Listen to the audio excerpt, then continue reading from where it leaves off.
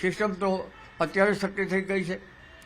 Low pressure તો અરબ સાગરમાં બનતા રહે છે, બંગાળ ઉપસાગરમાં પણ લો પ્રેશર બને છે, મધ્ય ભાગમાં પણ લો પ્રેશર બનશે.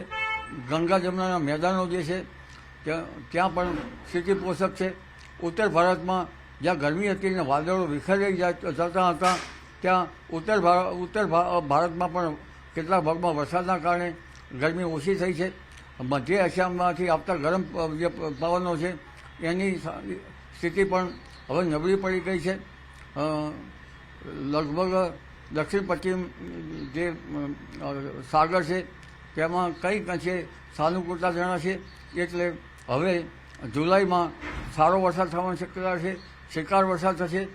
5મી જુલાઈ સુધીમાં તો રાજ્યના ઘણા ભાગોમાં સારો વરસાદ થવાની શક્યતા છે.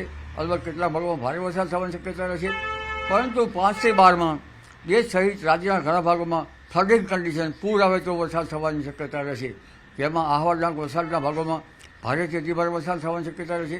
દક્ષિણ ગુજરાતના અન્ય ભાગોમાં પણ ભારે વરસાદ થવાની શક્યતા રહેશે. દક્ષિણ મહારાષ્ટ્રના ભાગોમાંથી લઈને છેક ભરૂચ સુધીના ભાગોમાં ભારે વરસાદ થવાની શક્યતા રહેશે. દક્ષિણ સૌરાષ્ટ્રના ભાગોમાં પણ ભારે વરસાદ થવાની શક્યતા રહેશે. પશ્ચિમ સૌરાષ્ટ્રના કેટલાક ભાગો ભારે વરસાદ થવાની શક્યતા રહેશે. સૌરાષ્ટ્રના અન્ય ભાગોમાં પણ વરસાદ થવાની શક્યતા રહેશે. કચ્છના ભાગોમાં પણ વરસાદ થવાની શક્યતા રહેશે.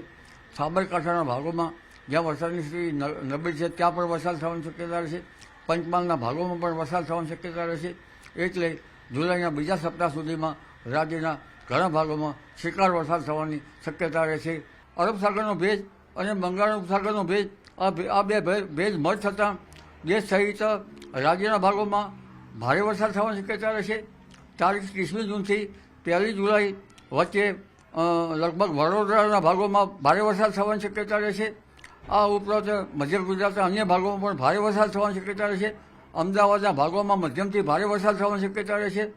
અને ઉત્તર ગુજરાતના ભાગોમાં પણ કેટલાક ભાગોમાં ભારે વરસાદ થવાની શક્યતા રહેશે. ગાંધીનગરના ભાગોમાં પણ ભારે વરસાદ થવાની શક્યતા રહેશે. જામનગરના ભાગોમાં પણ 2 જુલાઈ સુધીમાં ભારે વરસાદ થવાની શક્યતા રહેશે. કચ્છના ભાગોમાં પણ વરસાદ થશે. સૌરાષ્ટ્રના ભિન્ન ભાગોમાં વરસાદ થવાની શક્યતા રહેશે. પણ ઉલ્લેખનીય છે કે 5મી જુલાઈથી રાજ્યમાં ફરી વરસાદનું જોર વધશે. અને હમણાં સાબરકાંઠાના કેટલાક ભાગમાં ઓછો વરસાદ છે, તો સાબરકાંઠાના ભાગોમાં પણ વરસાદ થવાની શક્યતા રહેશે. પંચમહાલના ભાગોમાં પણ વરસાદ થવાની શક્યતા રહેશે. ઉત્તર ગુજરાતના કેટલાક ભાગોમાં ત્યાં પણ વરસાદ થવાની શક્યતા રહેશે. સૌરાષ્ટ્રના ભાગોમાં પણ વરસાદ થવાની શક્યતા છે.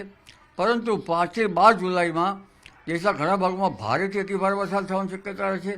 કેટલાક ભાગમાં પૂર આવે તેવી સ્થિતિ છે. આહવા, ડાંગ, વલસાડમાં ભારે વરસાદ થવાની શક્યતા રહેશે. ક્યારેક પૂર જેવી વિકટ સ્થિતિ પણ આવી શકે. અને દક્ષિણ ગુજરાતના ભાગોમાં પણ ભારે વરસાદ થવાની શક્યતા રહેશે. દક્ષિણ સૌરાષ્ટ્રના ભાગોમાં પણ ભારે વરસાદ થવાની શક્યતા રહેશે. પશ્ચિમ સૌરાષ્ટ્રના ભાગોમાં પણ ભારે વરસાદ થશે. સૌરાષ્ટ્રના અન્ય ભાગોમાં પણ વરસાદ થવાની શક્યતા રહેશે. ઉત્તર સૌરાષ્ટ્રના ભાગોમાં પણ સારો વરસાદ થવાની શક્યતા રહેશે.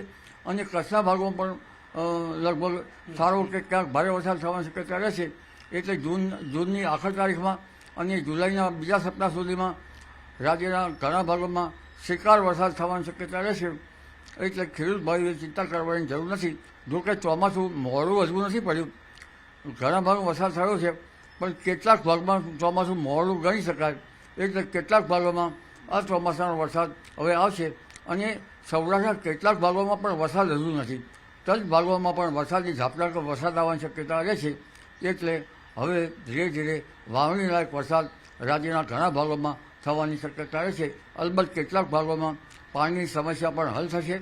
અને બંધો જળાશયોમાં પણ પાણીની આવક આવવાની શક્યતા રહેશે.